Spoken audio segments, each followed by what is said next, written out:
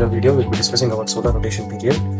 So, what is solar rotation period is? The solar rotation period is nothing but we'll be determining the time taken by sun to complete one entire rotation about its axis. And how we'll be doing it? We all know that sun has some spots which are relatively cooler than compared to the other regions on the surface of sun. So we'll be finding out the time taken to complete one entire rotation by that spot. That is basically the time taken by the spot to return to the same position to where it started. So that is what solar rotation period is. And from this particular experiment, we'll be able to find out how long does the sun take time to complete one rotation.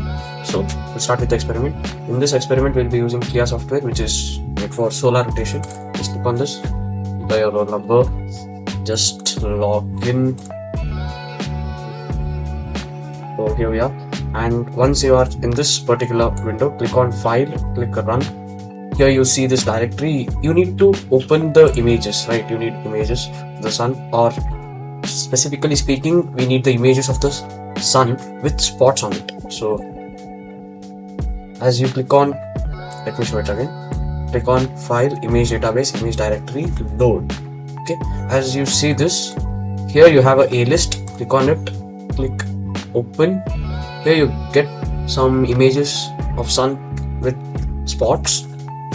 So after doing this, click on these images. You'll get image of a sun which is having spots on it. Please make sure you click it in a proper order. That is an alternative days, okay? It is like 13, 14, 15, 16, 17, 18, 19, 20, 23, okay? So it should be in that order itself.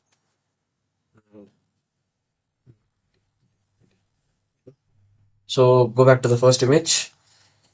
Choose a spot, okay? Choose any spot, whichever you want, but preferably the spot which is to the upper left part of the image. So if we take this as an equator or an imaginary line, as an imaginary straight line, choose a spot which is above that line, and it should be at the end so that we could take readings to every particular day. So yeah, now click on this spot, adjust the spot image like this, name a spot, give it as A or something, whatever you want you can give. So record it, now finish, go to the next day and click do the same thing.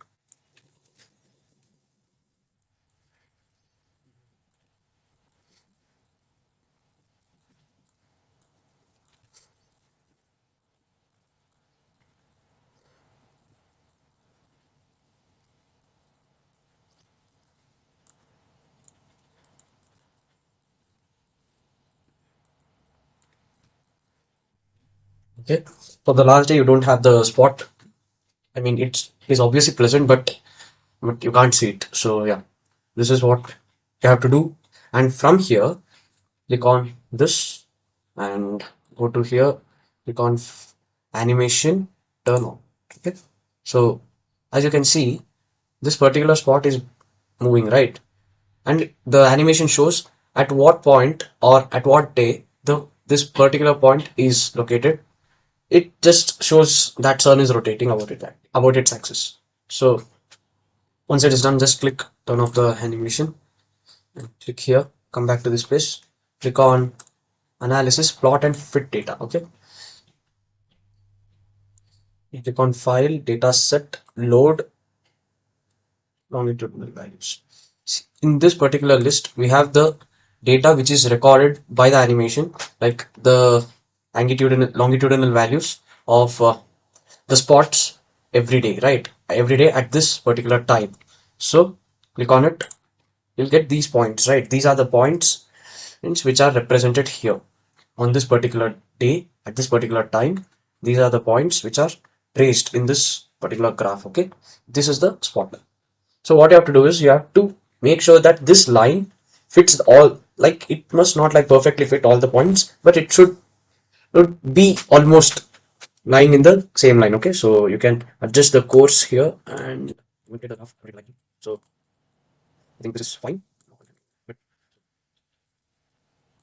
here in this particular case, we are covering almost all the points, I guess. So now from this particular window, what you have to do is you have to take down the values of slope in this page, in this column. Okay, slope degree per day. Okay, the spot A is what we have plotted here. Okay, for spot A, slope is 13.2 here. So write 13.2, and intercept, that is this value, is Julian day, nothing but it's a Julian day, and write down that value as well here. And here the number what I have written is 17, 20 and 7 is the time. Okay, in this particular case I have taken the time to be 4 o'clock. Okay, 4 o'clock, and write that here. As soon as you're done with this, you can come to this part. This entire thing you have to write by yourself. So write down this column which says sidereal and synodic rotation rate calculation. Okay, spot identifier, synodic rotation rate and sidereal rotation rate. For spot A, we have found that synodic rotation rate is 27.4809. So how do we find out that is? Synodic period, capital S, is given by 360 degree divided by slope. Okay, the slope is nothing but this value, what we have found out. So 360 degree divided by 13.2 would give us the value here. Okay, and you can just write down that value. For spot B, how can we do it for spot B is, you can, for this particular case, I don't have other time, like for the same days you will be having different times. I mean, like if this is 4 o'clock, for some other day, for let's say like in the month of Feb, on this particular day, we at the time of like evening 5 o'clock, this particular spot might be in somewhere region, or this particular spot might not be even visible. So you might have any other different spot here, and you will record that spot, and for that particular spot you will get different slope here. And if you're having a different intercept or different points, you'll get a different slope. So from that case you will write the spot B, and the similar thing is repeated for C as well. Basically what we are changing here is the time. This time is what we are changing for the spots. So for different spots you'll get different slopes and different intercept Julian days. So as soon as you're done with the synodic period, like the value whatever you get here, go to the sidereal period, and sidereal period is given by this formula, S into 365.25 divided by S plus 365.25. Please don't get confused with this. This S is synodic period, okay, not the slope.